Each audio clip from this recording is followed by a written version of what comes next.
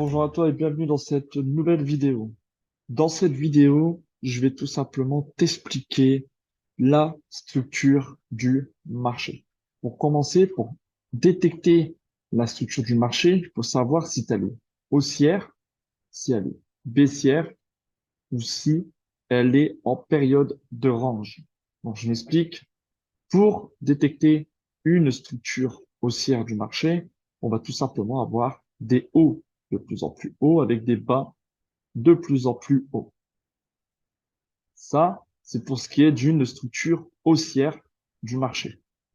Pour la structure baissière, c'est tout simplement des bas de plus en plus bas avec des hauts de plus en plus bas. Ça, c'est pour une structure baissière. Et pour une structure de range, nous avons un marché qui bute sur une zone de support ou sur une zone de résistance et sur une zone de résistance, pardon.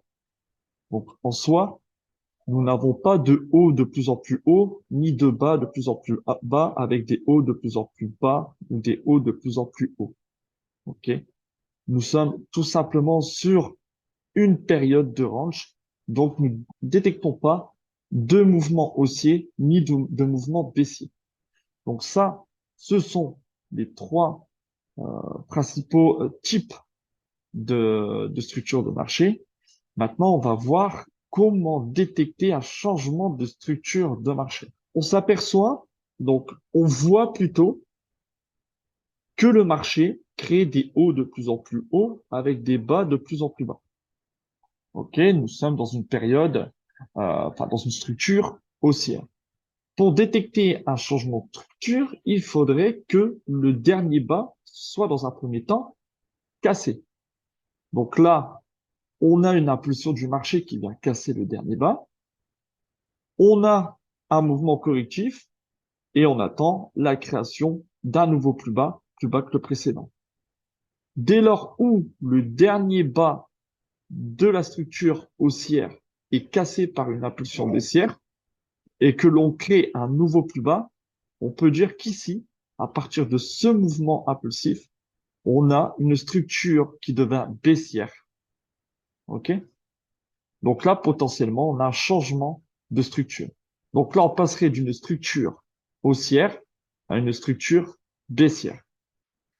Il faut savoir aussi que pour avoir des structures de marché sur des unités de temps différentes, donc admettons ici qu'on a une structure de marché haussière qui est sur du H1.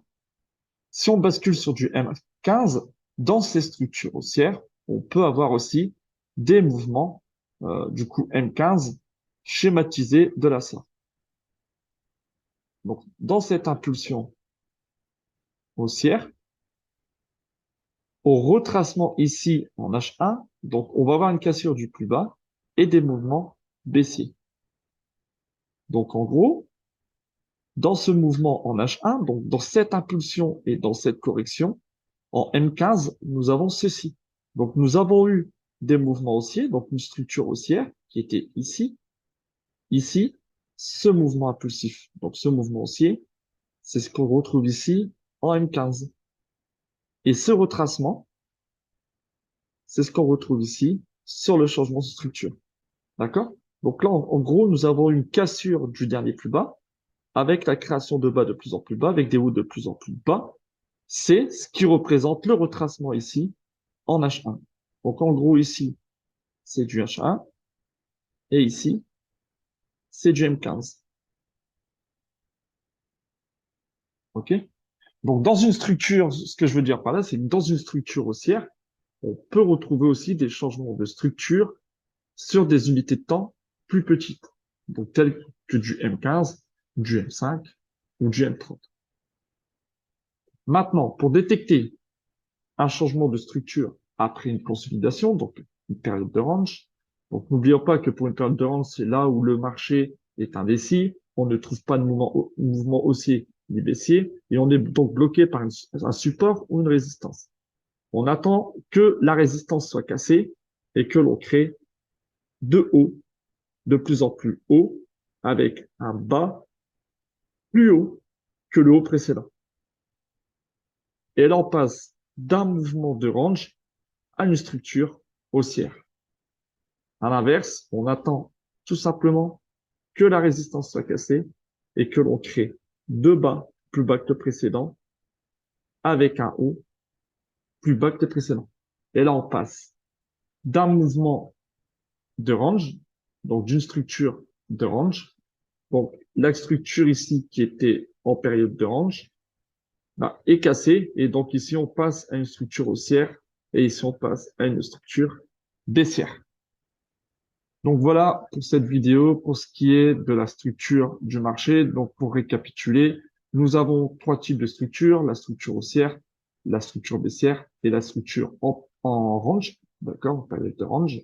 Et pour détecter les changements de structure, pour passer d'une structure haussière à une structure baissière, on attend tout simplement que le dernier bas de la structure haussière soit cassé et la création d'un deuxième plus bas. Et c'est à ce moment-là qu'on peut dire que la structure du marché devient baissière. À l'inverse, pour passer d'une structure donc baissière, je vais faire ici, à une structure haussière,